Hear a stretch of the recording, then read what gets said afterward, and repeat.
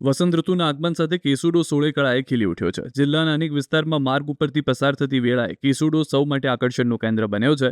મનમોહક અને ઔષધીય ગુણો ધરાવતા કેસુડાના પુષ્પ શરીરમાં ઠંડક આપનાર છે, જે ચર્મરોગ, બાળકોમાં કુર્મી રોગ અને મહિલાઓના કેટલાક રોગોમાં રામબાણ અને આડઅસર વિનાની ઔષધીય દવા તરીકે ઓળખવામાં આવે છે.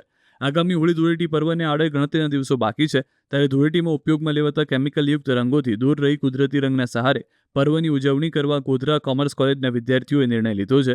એવી જ રીતે આયુર્વેદાચાર્ય પણ જાહેર જનતાને કેસુડાનું મહત્વ સમજાવવા સાથે પંચમહાલમાં મોટી માત્રામાં ઉપલબ્ધ કેસુડાનો ઉપયોગ કરવાની સલાહ આપે છે. કેસુડો ખરીદવાથી ગ્રામ્ય વિસ્તારના શ્રમિકોને રોજીરોટી પણ મળી શકે છે, જેથી કુદરતી વનસ્પતિ અને તેના ઉપયોગથી અનેક ફાયદા રહેલા છે. ફાયદા એ થાય છે કે કેસુડાના રંગથી આપણે હોળી રમવાથી આપણા શરીરને પહેલું તો નુકસાન ના થાય, અને બીજું કે શરીરને ગરમાવો નથી આવતો. શરીરના અંદર ગરમી બધી નીકળી જાય છે અને શરીરને ખૂબ સ્વચ્છ રાખે છે. તેથી અમે સૌ કોમર્સ કોલેજે નક્કી કર્યું છે કે કેસુડાના ફૂલથી જ ખાલી હોળી રમીશું. કેસુડાના રંગથી જ આપણે હોળી રમીશું, અને દર વર્ષે કેસુડાના રંગથી આપણે હોળી રમવાથી જે ગરીબોને જે રોજગાર મળે છે તેથી સૌ ફાયદો થશે. કેમિકલ વાળા રંગોથી રમીએ છીએ તો આપણને સ્કિન ઇન્ફેક્શન ઘણા થઈ શકે છે. તેના ઘણા બધા ગેરલાભો છે કે જેવી રીતે આપણે જાણીએ છીએ કે પ્રાચીન સમયમાં કેસુડાના ફૂલો છે તેને ગરમ પાણીમાં ઉકાળીને આખી રાત મૂકી રાખવામાં આવતા હતા, અને પછી એ જ પાણીથી બીજા દિવસે ધૂળેટી રમવામાં આવતી હતી. તો કેસુડાના ઘણા બધા ફાયદા છે. એનાથી આપણને સ્કિનના જે રોગ થાય છે તે થતા નથી, અને જે સાંધાના દુખાવો થાય છે તે નથી થતા, અને ઘણા બધા આમ લાભ જ છે એવું કહી શકાય.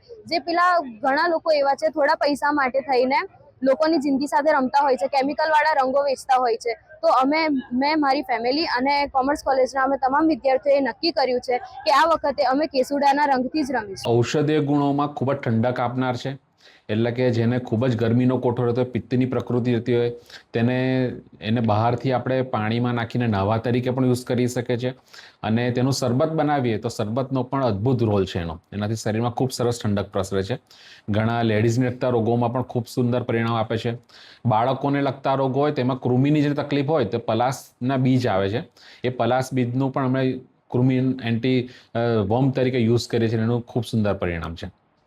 ત્યારે હોળી ધૂળેટીનો તહેવાર છે, એ હોળી ધૂળેટીના તહેવારમાં જે આપણે અલગ અલગ કેમિકલયુક્ત રંગો યુઝ કરીએ છીએ, જો એ રંગોથી ઘણા બધા સ્કિનની તકલીફ થાય છે. જો આપણે પલાસ એટલે કે કેસુડાના પુષ્પનો નેચરલ કલર તરીકે યુઝ કરીએ તો તેનાથી ન માત્ર સ્કિન માટે હાનિકારક તો નથી જ, પણ સ્વાસ્થ્યપ્રદ પણ રહે છે અને ખૂબ જ એનાથી સુંદરતા પણ નિખરે છે. કેસુડાના વૃક્ષના ફૂલથી જો નાના બાળકોને 3 થી 10 વર્ષના બાળકોને સ્નાન કરવામાં આવે તો એમને હાલમાં થતા બેક્ટેરિયાના રોગો, ચામડીના રોગો એની સામે ખૂબ જ રક્ષણ મળે છે. એના ઔષધીય ગુણોથી એને ચામડીના રોગો દૂર થાય છે. સાથે સાથે કેસુડાના ફૂલનો ઉપયોગ કરવાથી વૈદ્યકીય નિષ્ણાતના હેઠળ એનો ઉપયોગ કરવાથી ડાયાબિટીસ સામે રક્ષણ મળે છે, થાઇરોઇડ સામે રક્ષણ મળે છે. પેટમાં થતા કૃમિ સામે પણ કેસુડાના ફૂલો ખૂબ જ રક્ષણ આપે છે. સાથે સાથે શરીર પર જે સોજા ચડે છે એ સોજા સામે જો એની પોટલી બનાવવામાં આવે, એનો લાળ લગાવવામાં આવે તો સોજા પણ દૂર થાય છે. સાથે સાથે કેસુડાના વૃક્ષ ઉપર એક પ્રકારનો ગુંદર થાય છે. એ ગુંદરનો જો વૈદ્યકીય સલાહ અનુસાર ઉપયોગ કરવામાં આવે તો જાતીય રોગોની નબળાઈ સામે પણ એનો ખૂબ જ અક્ષીર ઇલાજ થઈ શકે છે. આમ કેસુડો એ ખૂબ જ ઔષધીય ગુણો ધરાવે છે, ઠંડક આપે છે. એનું શરબત પણ પીવાથી શરીરના વિવિધ રોગો પણ સામે રક્ષણ મળે છે. સાથે સાથે જો આ કેસુડાના ફૂલોનું વેચાણ ગરીબો લોકો દ્વારા કરવામાં આવે છે તો એ ઔષધીય ગુણ ધરાવતા કેસુડાના ફૂલો બજારમાં વેચાણ થતા લોકો પાસેથી લઈએ તો એમની પણ હોળી ધૂળેટી સુધરી શકે છે અને તેઓ પણ આર્થિક રીતે પગભર થઈ શકે છે.